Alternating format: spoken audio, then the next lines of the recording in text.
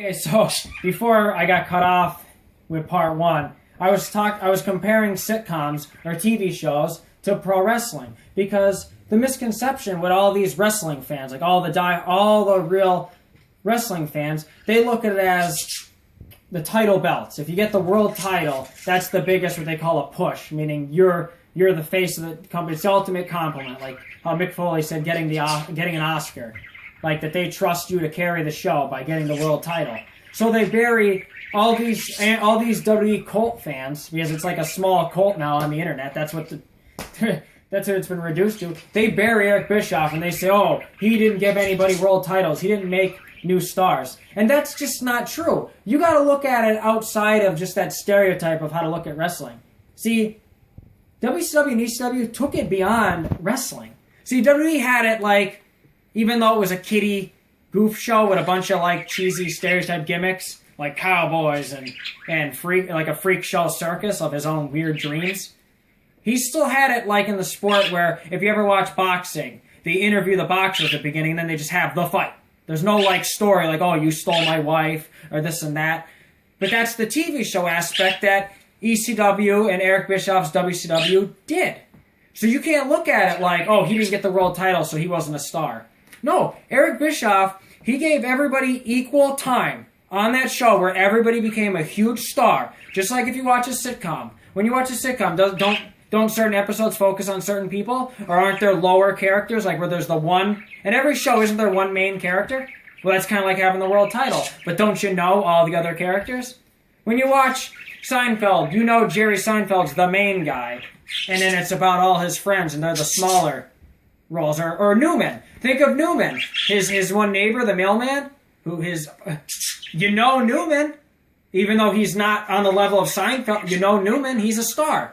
They're all equally stars. Well, that's how WCW did it, and that's how ECW did it. You don't need pushes of the world title. And see, that was the problem with the wrestlers even. They were obsessed with just having the world title. And they didn't realize, someone like Chris Jericho doesn't realize how complimented he was to get like a half an hour of TV.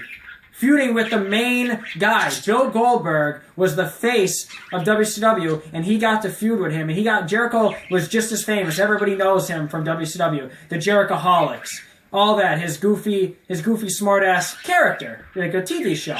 That's WCW. He did that in WCW, even if it was his own making. He got famous on WCW Nitro, and Vince McMahon didn't even want him at first because he didn't even like small wrestlers. Bischoff took him in, let him become that superstar, and then Vince McMahon took him after WCW already made him a superstar. See, that's what Vince McMahon does. He can't come up with anything on his own creatively. He can't make anything. He literally, like, you know what he did I told you about those other companies with the territories in the 80s, right? You know what he did? He would take them and to bury them just to make a fools of the other companies, would give them stupid gimmicks. Just in spite. Like, there was a wrestler, Terry Taylor, and he was a great wrestler. He was a great star, right? He made him the Red Rooster, and he put, like, the rooster, you know what's on the top of a rooster's head? He just put that on him and just, oh, now you're the Red Rooster. A joke. Just to bury him. That's what he purposely does, just bury, just for fun. He's a scumbag, and he's abusive to all his employees, and I'll get back. But then they come crawling back because he knows how to... He's got a cult-like leader personality, and so does Paul Heyman with ECW, and that's why people favor them, and that's why Eric Bischoff got to be the scapegoat. And that's what this is all about. Eric Bischoff gets the shaft in everybody's minds because of the cult-like personalities where Paul Heyman and Vince McMahon can convince them to keep staying there, and then people think, oh, they're good guys, they're there. No, it's just that they're sucked in and they don't even know what they're doing. Chris Jericho doesn't even realize that he would be nothing on national TV if it wasn't for Nitro. And Mick Foley would have been nothing. He would have been touring, he even admits it, he would have been touring Japan where they appreciate all the real wrestling over in Japan and all them companies. And he'd be over there, they have a tournament and there's a company called IWF and FMW, and that's where ECW... So ECW changed their name when Paul Heyman took it over. I mentioned it earlier in the first part, how it was called Eastern Championship Wrestling. Paul Heyman took it over, changed it to Extreme Championship Wrestling, and updated all of wrestling from being the kiddie WWE in his promotion. He changed it to Extreme, and he brought in all the real wrestlers from Mexico and Japan. that could really, lucha libre, that could really wrestle. Not just like, oh, here's a headlock, Hogan. They're not even real wrestlers. They're not even real trained. They're just clowns that just do a couple moves. That's why wrestling looks bad. And people think it's a joke sport because they don't really do the sport in WWF.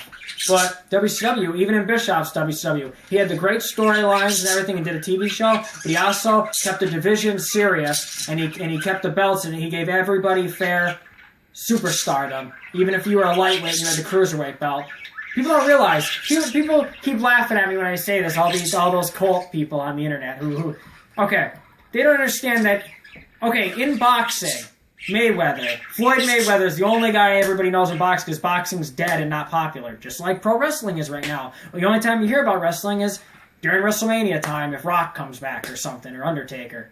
Or one guy. See, they don't even watch it. Same thing with boxing. Floyd Mayweather takes on Pacquiao, biggest event. That's the only time you heard about boxing. Do you ever hear about it any other time of the year? Anything? Nothing? You never hear about it.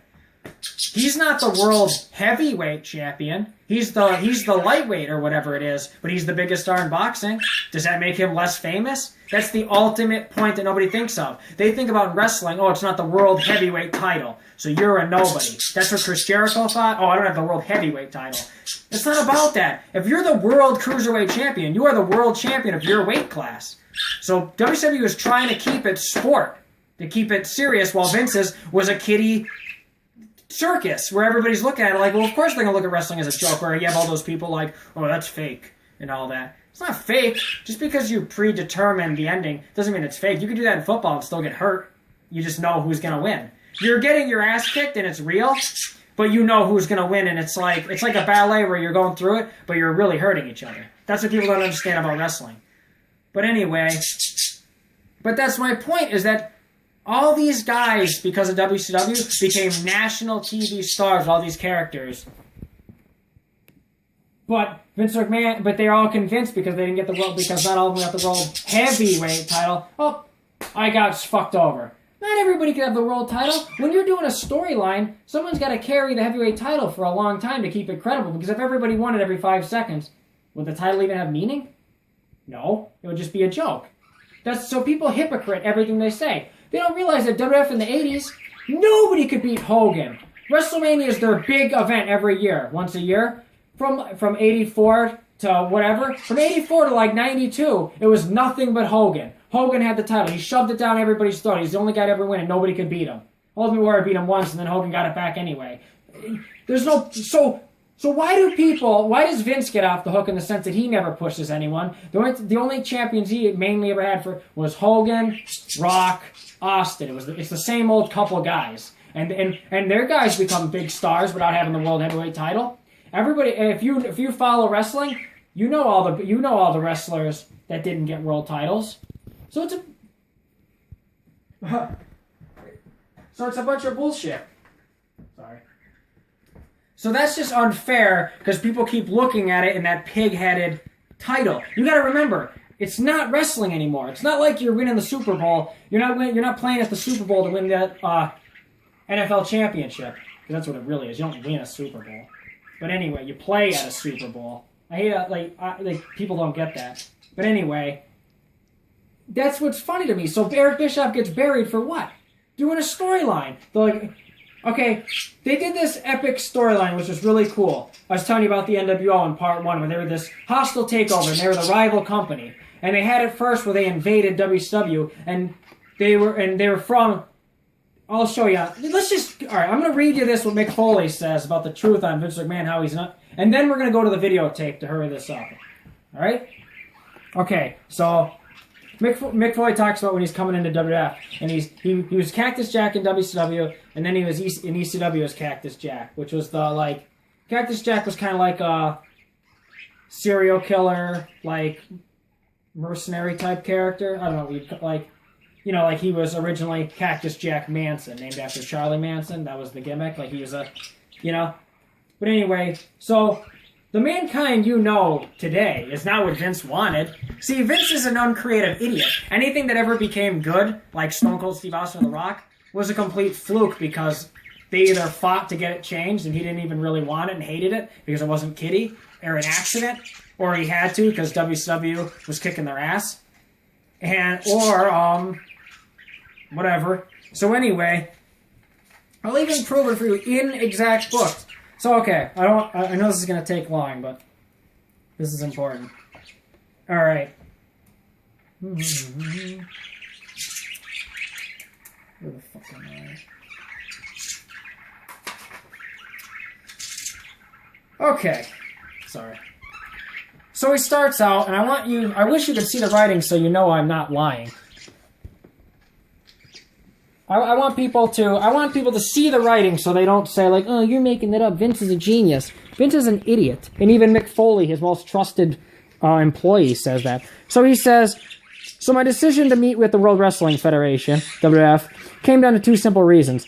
Physical and financial well-being. The Federation at that time, however, was far from wrestling utopia. Crowds were down, morale was down, and paychecks were down. I had heard horror stories from the road about Canadian trips where guys hadn't even made enough to meet their road expenses. Wrestlers were at one another's throats, and there were deep divisions among groups of guys in the dressing room. Shane Douglas, who had left ECW months earlier with high hopes for his WWF chances, was now miserable. Abort mission was one of Shane's more pleasant messages, as he pleaded with his longtime friend, Mick, not to follow down the same path that he had taken. In truth, Shane was at least partly to blame for his Federation woes, as he had let Vince change him from the dynamic, intense franchise into the monotone, drippy Dean.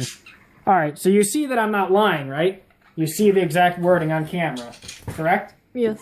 Correct? Yes. Okay, there you go. So, he's actually a nothing who just stole every idea off WCW and ECW. Even Mick admits it, and Mick's his most loyal employee at the time before he got fucked over for the last time. So anyway, he's talking about Shane Douglas just there. Shane Douglas was this really cool, tell it like it is rebel in ECW. He actually, I told you about the NWA earlier, right? They're the most prestigious, oldest company, and the title was considered like the best belt in wrestling. Because when ECW was still a part of the NWA, he, without planning it, threw the belt down and said, I'm throwing down the stupid old-timer tradition of the NWA, and I'm bringing in the new era of the Extreme, which is, and he showed the Extreme Championship Wrestling belt, burying the NWA as a sense that Extreme is the new school, and all that. Nobody wants to see that old-time wrestling anymore of NWA and WWF. And that's how ECW became that rebel group that got that cult following that everybody loved. So Shane was that cool guy, and guess what Vince McMahon turns him into? You'll see on the tape. He turns him into a babbling, annoying school teacher. The Dean Douglas. That's what Mick Foley's talking about. So anyway, let's get to the point. Even Mick makes fun of it here.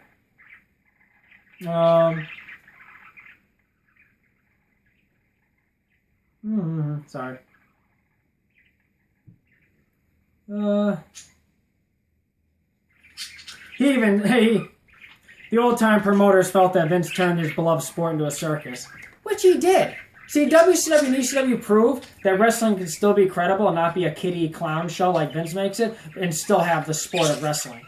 You have the two people that are separate. You have the people that are like, oh, Vince is a genius because he broke away from the old time, all the territories. No, he's not. He just fucked it over to make a dumb kid show, disrespectful circus. And then you have the other ones who make the serious show, and that you could have a middle. Trust me, wrestling could be cool. I'll show you. Even though nobody seems to think so now, thanks to Vince's, because when people think of wrestling, they think of WWE. And they're corny. So anyway, blah, blah, blah. So Cactus Jack was not exactly the old Federation's cup of tea, because he likes to be family entertainment. Well, actually, it's not even that. Now with business down, and with society rejecting McMahon's dated vision, see? That's where...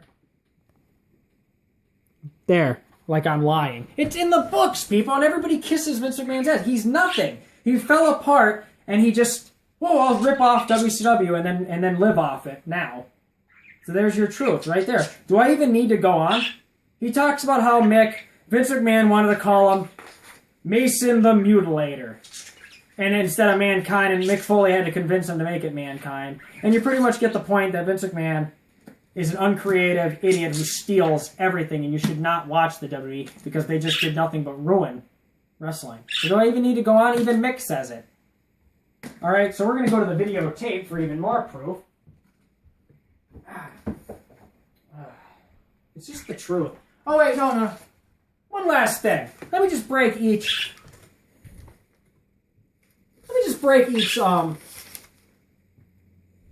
Hold on.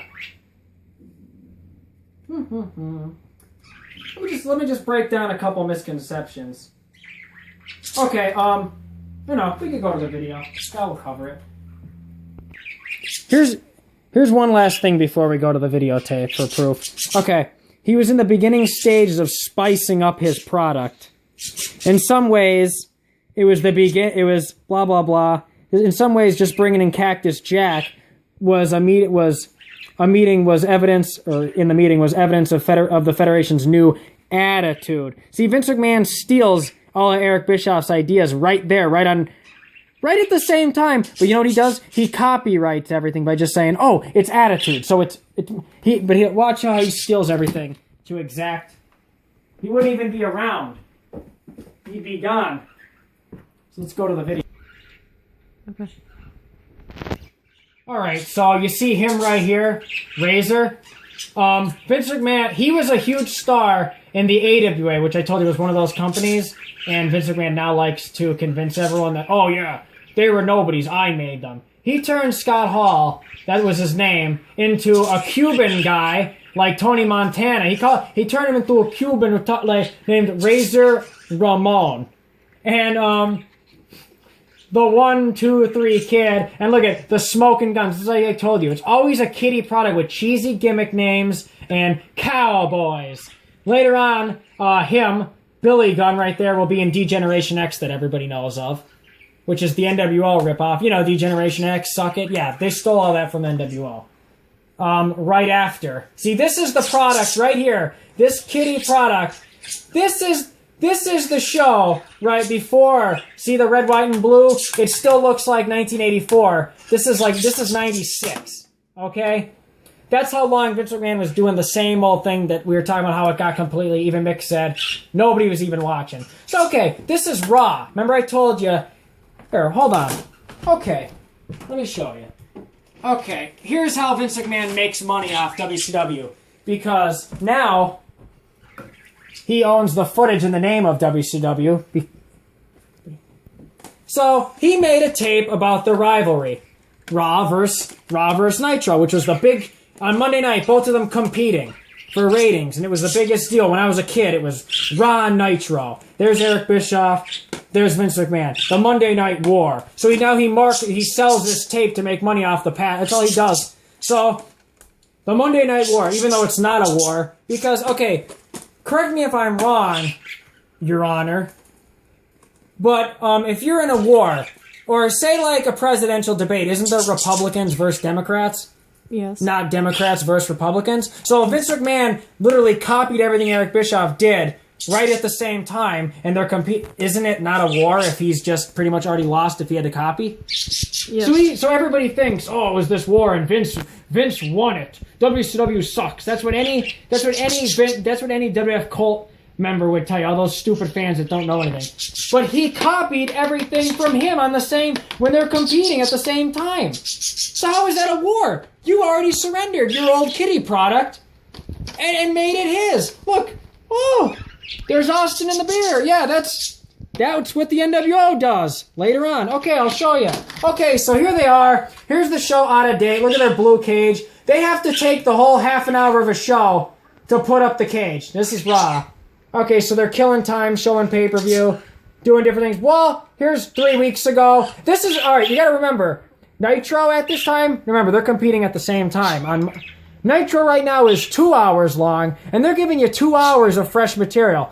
This show is an hour long and it's competing, and they're taking 20 years to put up a cage, and they're showing last week, pay-per-view. Because that's how long it takes them and how corny. Look at, it's a kid's show with cheesy over the top. Okay, everybody knows Kane, right? Undertaker's brother from the the attitude era? Yeah, he was a dentist called Isaac Yankum. A stupid kid gimmick. Wow, brilliant, Vince. That's why nobody was really watching your show. So, okay, 20 years to put the cage up. I actually fast-forwarded to save you some time. And then the match is a bunch of what? Punches. See, this is why wrestling looks bad, because they don't do anything, and it's just dumb kid stereotype gimmicks. A dentist versus a cowboy. Okay, now you could pause, because I'm going to take it to Nitro on the same exact night. Going? Yeah. Okay, just now I showed you WWF's out-of-date cage match. Now you watch WCW Nitro. This is the exact night they're competing, and they look 10 years ahead, where WWF eventually copies their exact look, the dark look. Did you see how earlier WWF was real bright, like red, white, and blue, and everything was blue? That's how it looked in the 80s. Okay, and they kept it going all the way into 96, which is, like, stale. They never updated anything. Nitro is live. They're taped, okay? Now, the cage is already up top. Do you see where it gets lowered? They copied that idea. See how it's already built. You don't have to worry about any bullshit. Okay, here comes Ric Flair. The mat. Look at how it's dark. It's 90s, like grunge. What was going on? It's more modern. Well, WWF was still the same old. Okay, so the cage is already up. Okay, and gee, somebody actually using it in the WWF match. God forbid if anybody even gets touched. Okay, now moving on to the other tape. Should I pause it? Okay, so you saw the comparison there. Now, that was the exact same night, and you saw how WWF's production value, the whole look, if you knew, was like 15 years behind the times, and they had to copy, and then all of a sudden, they changed overnight with their attitude. They changed Raw from Raw to Raw is War, and they just pretty much copied WCW to a T, and then everyone's like, oh, it's okay. Like, yeah, like, I love how you could just get away with stealing nowadays, literally. And then people are just like, oh, they did it better. That's your opinion. All right, so I want to take it, instead of going to two monitors, I put it on one to give you a couple of points just to break down, because I could do another part to this if anybody's interested. If you want, like, because I'm trying to make this for everybody, like, to get into wrestling and to also educate and to show all those people that are all the misconceptions that people believe by Vince. But also I want to show that it could be cool to everybody. So if anybody gets interested in this and you want, more of the video, like to show, I'll do another part. You just got to let me know. But for now, I'm going to just take you through a few points on how WWF copied to a T, literally, and just other points. Now here's, right here, when I pause, this is Jim Ross. He was in WCW first, and he's like a he's like a traditionalist. He likes the real sport. And that's why he was in WCW and all that. But he left WCW for WWF and took a lot less money. I forgot to mention before how Ted Turner, like the billionaire, he bought the NWA made WCW and all that in a nutshell. And then gave it to Eric Bischoff to mold and to create. And Jim Ross was in the WCW right before Eric Bischoff, and he left to WWF. And here, he's actually doing a rant on WWF, talking about how Vince McMahon screwed him over a bunch of times. Now he's here, and literally, and how stupid it is. And he's literally in this live on Raw, but they kept it in, even though it was unscripted. But Vince McMahon thinks if he keeps something, even though they're really bashing him. On TV, unscripted, he kept it onto the tape, just thinking, oh, well, I let them say it. That makes him think he could sleep at night. So, okay. Here's a picture. Okay, Jim Ross, who you just saw there, who is the main announcer he's the main announcer of WWF, but he was the main announcer of WCW first, before Bischoff and all that. Now, he has Bell's palsy, where half your face gets frozen. Vince McMahon literally, on TV, just to use as a storyline, made fun of him having Bell's palsy, and put his cowboy hat on, and literally did... I keep having to pause it. Literally, so made fun of his Bell's palsy, where half his face is frozen, and his cowboy hat, and abused him time after time again, and Jim Ross kept going back to work for him. That's that whole cult thing where Vince somehow keeps getting his employees to keep coming back, even though he treats them like shit. And how is that good TV to make fun of somebody like that? And nobody even remembers that part. It was in 2005, way after the whole Monday Night War when WCW was gone. And he did that. And there was another time that Vince McMahon on TV, on Raw, on national TV on Raw, pretended to be a doctor, and Jim Ross was out in real life having colon surgery. He pretended to be a doctor and did surgery on Jim Ross, pulling stuff out of his asshole, making fun of his colon surgery, just on the show. He's just an asshole, and that's not good TV. He doesn't have any ideas. He just steals everything and just does fucked up shock factor stuff. And people actually say, WWF's the best. Fuck WCW. It's insane how he manipulated all these people. So anyway, I'll show you WCW's product. Okay, they brought in all the Mexican and Japanese international wrestlers that are called luchadors because they do the craft of lucha libre wrestling, which you never saw in the United States because Vince McMahon would never allow any of this type of wrestling till Eric Bischoff brought it on the national TV stage. If it wasn't for him, so everybody says, oh, well, ECW brought them in. Yeah, but nobody really saw it. Nobody even knew them on the national stage, and they weren't the same characters. Here's Vince's product. He likes big, yelling muscle guys. Remember I was saying before in part 1 how they're just giant 6'8" muscle guys that can't act. Here, let's go to the...